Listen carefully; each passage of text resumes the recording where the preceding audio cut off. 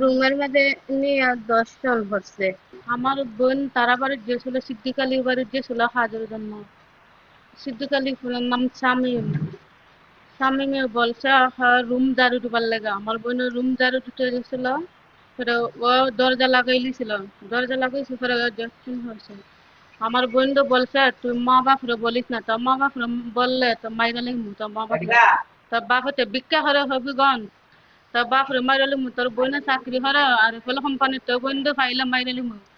তারপরে তাই বয় ফাইয়া আর কইছে না বম্মরে অনেকদিন পরে, 6-7 মাস পরে বলতে হয় আমাকে তোর কি হয়েছে। আব্বু আম্মু বলো কিছু না, বলে না। আমি ভাত খাইতে পারি না, আমরা ভাবছি কি অন্য কিছু হয়েছে তখন বলতে পারেন।